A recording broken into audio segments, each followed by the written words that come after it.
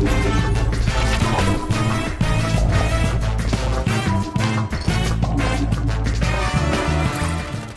its 20th anniversary, fans of Gothic action get a new Gungrave title. Gungrave G.O.R.E aims to reintroduce gamers to the arcade action starring Beyond the Grave, but sadly the experience hasn't aged too well. In retrospect, this title sticks closely to the original series, but does little to innovate. There are bouts of fun to be had, but between that are many moments of frustration.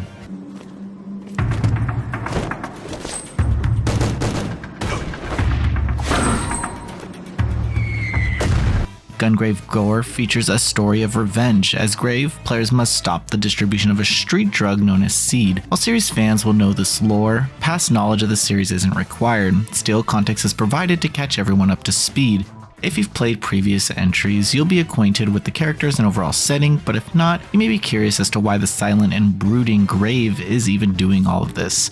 In short, he's one of the coolest characters in gaming. His goth appearance and overall style aren't easy to gloss over, and I'm glad this new entry portrayed that. Other characters become playable in later levels, which does switch up some of the gameplay elements, but most of the 15-hour runtime will be spent as Grave. Compared to its predecessors, Gungrave G.O.R.E is gorgeous. It doesn't lean too far away from what the series was and looks almost identical in terms of walking and shooting animations. The camera movement options have been updated, but this game packs a lot of nostalgia. Sadly though, this is also its downfall. Each mission can be played across 1 or 3 difficulties.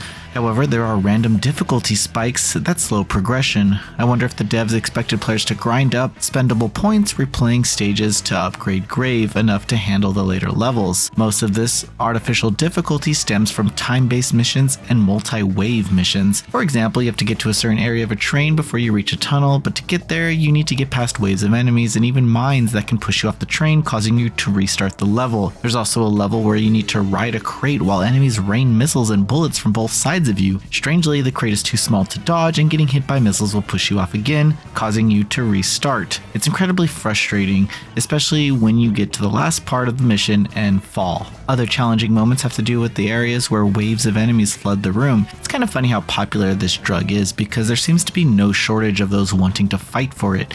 You will destroy so many enemies throughout this game, and as cool as that sounds, you're plagued with having a sore finger after. Why? Oh, because you're required to tap the trigger button to fire. There's no option to auto-fire, but you can stand still to initiate an auto-fire stance that leaves you open to enemy attack. This game is littered with strange mechanics that can only be results of trying to be exactly what old fans of the series remember. I would have loved a few quality of life additions added. For instance, the levels can get fairly large, but there's no reason to pay attention or explore them because there are 0 collectibles.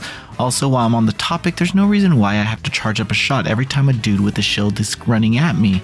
I swear, these enemies suck because you can't shoot them until you destroy their shield with a charged blast or melee attack. Also, while you can deflect missiles, you must be completely standing still to do it, leaving you open to enemy fire. All I'm saying is that you're going to get shot a lot, and on higher difficulty, your HP and shield drain way too easily. You can customize Grave with additional upgrades, but many of the skills are melee based, which I didn't use too often. Also, while the animations are different, many attacks have the same outcome, so there's no reason to purchase anything except health and attack upgrades.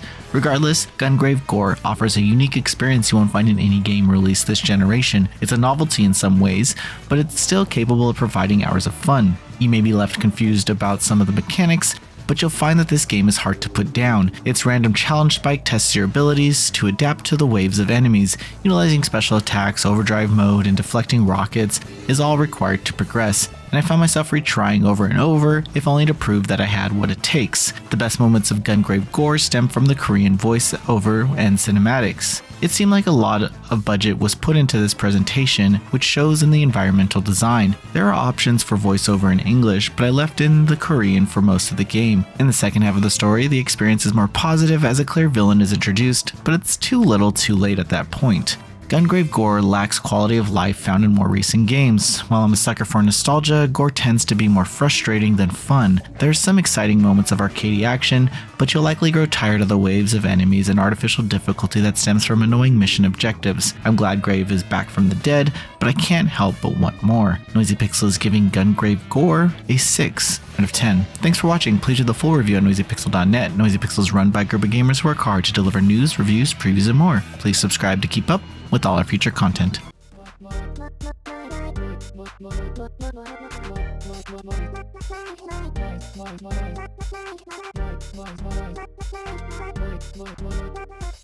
Noisy Pixel.